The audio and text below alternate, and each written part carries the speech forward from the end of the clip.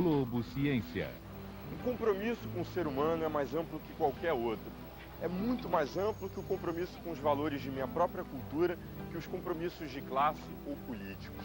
Essa frase é do mais influente economista brasileiro do século XX. Ele dedicou todo o seu tempo a estudar métodos para promover o crescimento econômico e a distribuição de renda em países subdesenvolvidos e em desenvolvimento. Na série do Globo Ciência dedicada a grandes cientistas brasileiros, você vai conhecer hoje a vida e a obra de Celso Furtado.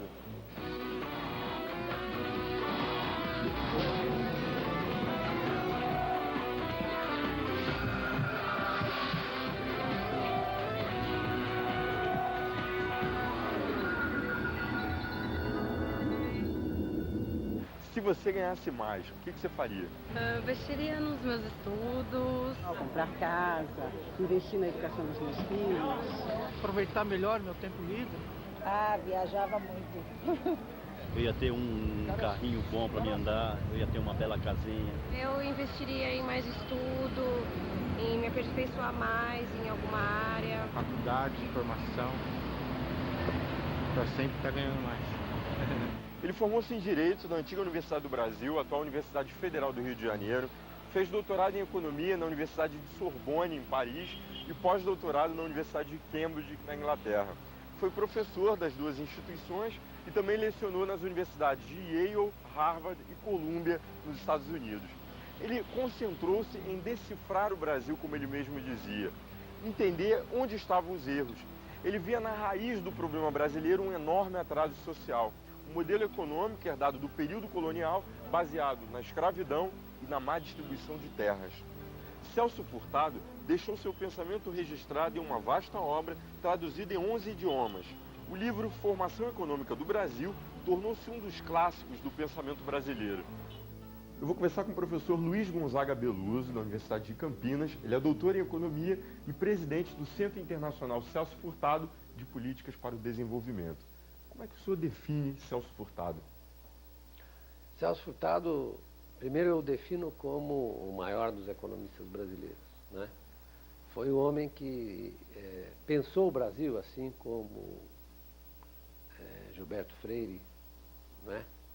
Ou Sérgio Buarque de Holanda.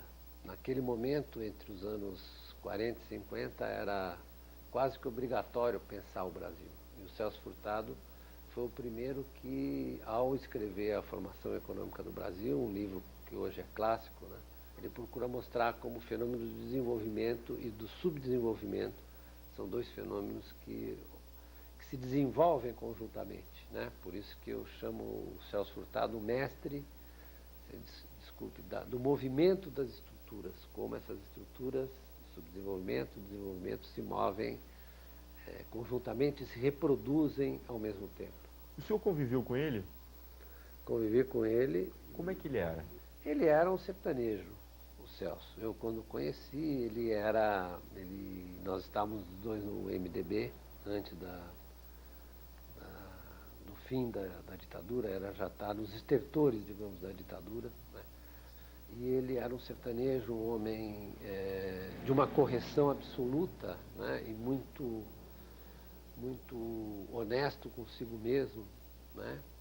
Muito capaz de dialogar, de ouvir, né? Mas ele parecia às vezes um pouco, dava a ideia de que era uma pessoa orgulhosa, não era a figura do sertanejo, né? Que era caladão, etc., muito observador. As ideias dele divergiram muito das doutrinas econômicas da época? Já tinha ocorrido a ruptura teórica, digamos. A ruptura teórica ocorreu em 1936, quando Keynes escreveu a Teoria Geral. Ele mudou o eixo da discussão econômica, né? Então ele mudou em que sentido? No sentido de que era preciso que houvesse uma intervenção do governo para fazer com que o mercado funcionasse adequadamente. Então o Celso Furtado, ele teve uma mais clara percepção por parte dos outros, porque na verdade o pensamento dele era generalizável. Ele não estava falando apenas do Brasil, ele estava falando do fenômeno do subdesenvolvimento. E como ele tinha uma circulação internacional muito grande, ele conhecia as especificidades dos vários países, as dificuldades que os vários países, tanto que ele escreveu também um livro importante chamada Formação Econômica da América Latina, em que ele explica, a partir dessa perspectiva, dessa visão do subdesenvolvimento como um produto da expansão da economia capitalista, ele explica a situação particular e peculiar de cada um dos países.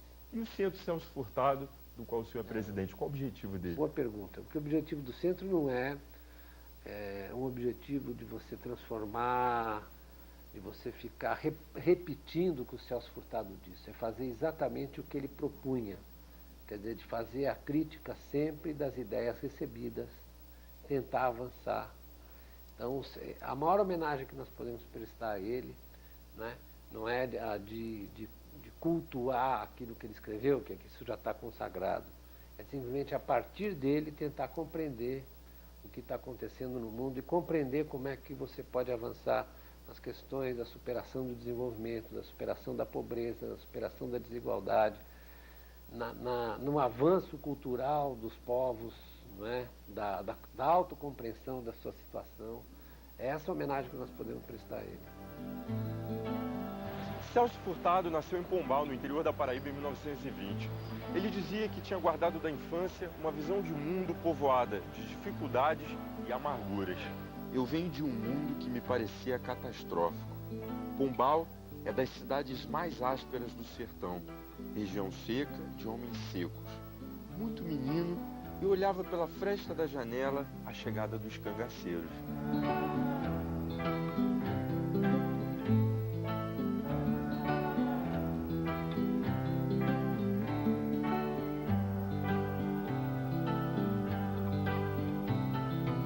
Começar com a jornalista Rosa Freire da Aguiar Furtado.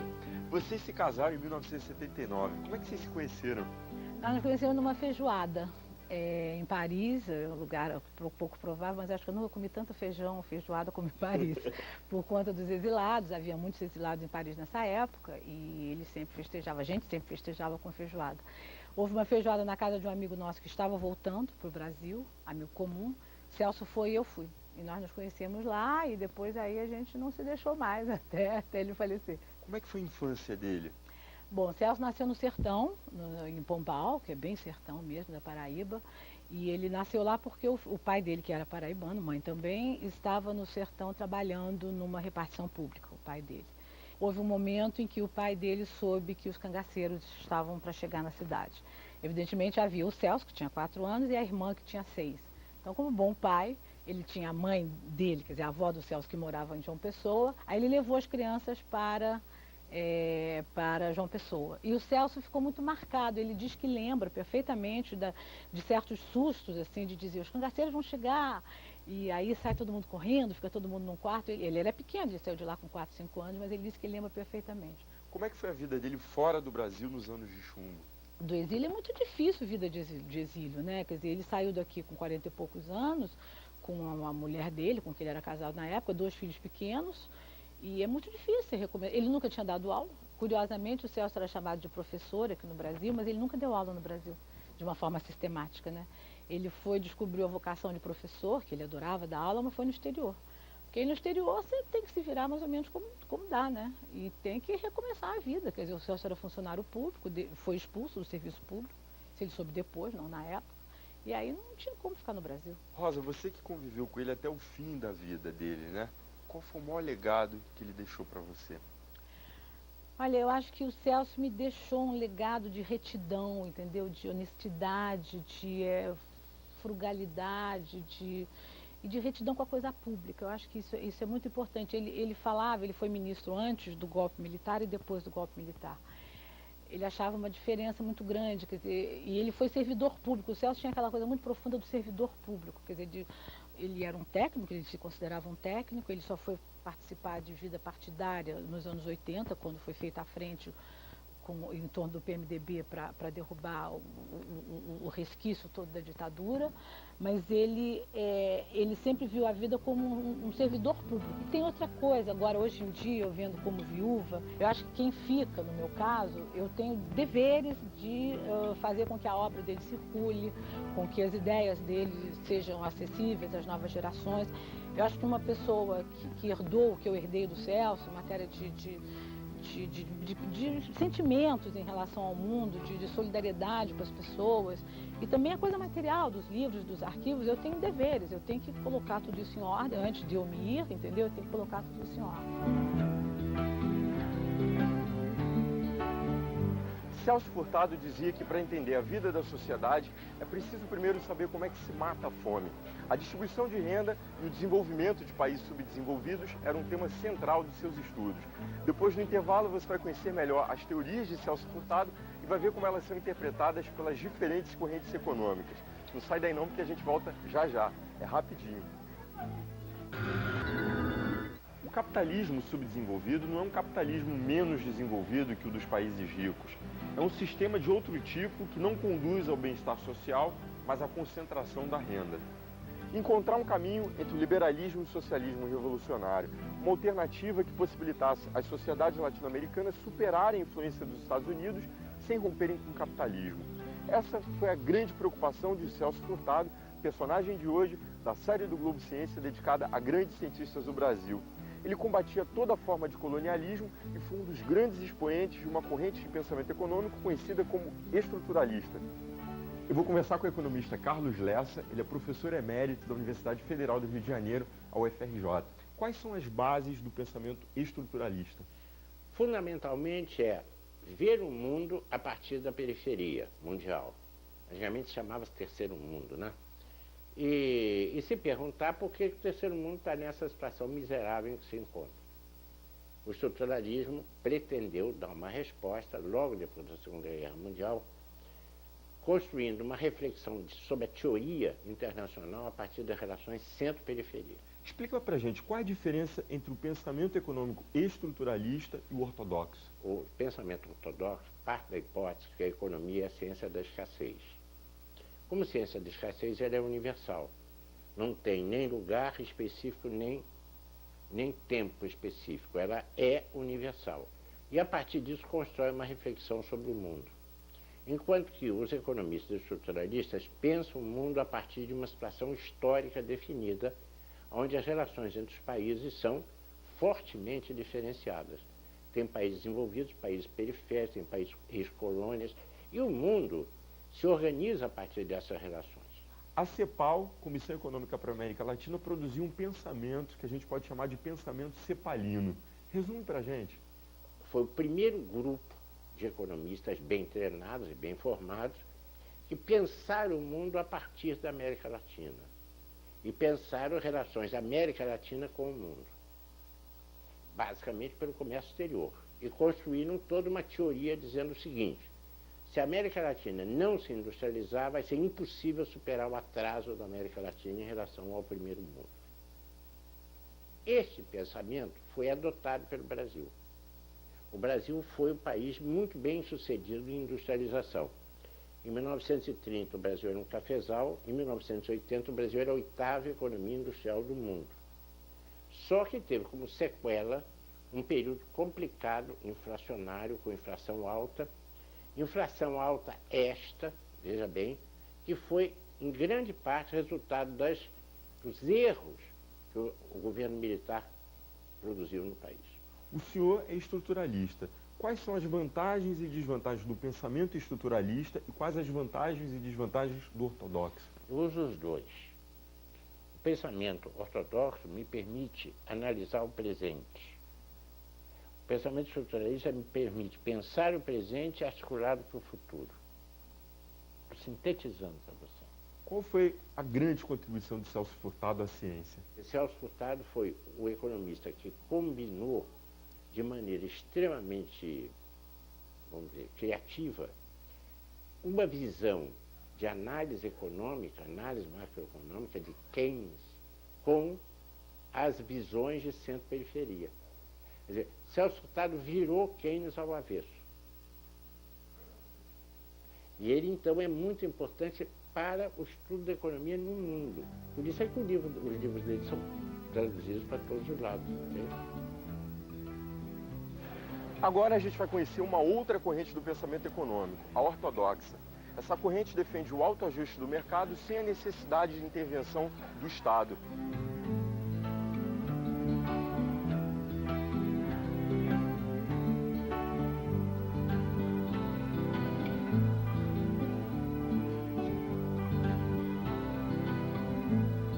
começar com o ex-ministro da Fazenda, Maílson da Nóbrega.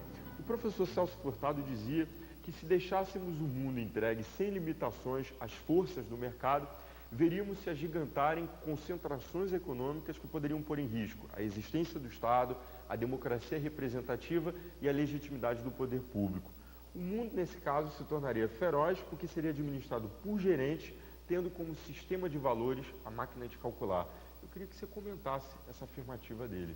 Olha, essa afirmativa é correta, mas não é o que acontece no mundo real. Se você olha a experiência do mundo, particularmente o mundo ocidental, nos últimos 3 séculos, vai notar que o mundo começa a enriquecer rapidamente quando surge o Estado.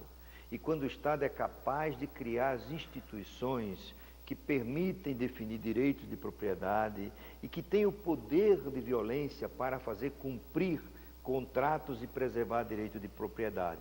E é isso, ao lado do esforço do Estado em prol da educação, que começa a criar as condições para aumentar o ritmo de crescimento da economia, para aumentar o bem-estar, para melhor distribuir a renda. E, portanto, o mundo hoje é regido por um Estado forte, com capacidade de criar essas condições. Quais são as vantagens e desvantagens do pensamento ortodoxo? Ortodoxia é acreditar num conjunto de ideias que estão provadas, que deram certo, né? E em algumas vezes até em contraposição até à ideia de mercado. Por exemplo, com a crise mundial, passou a ser ortodoxia adotar as ideias de Keynes. Isto é, neste momento o Estado tem que gastar. O Estado tem que se contrapor à contração de consumo que vem ocorrendo nesses países por conta das incertezas, da perda de confiança.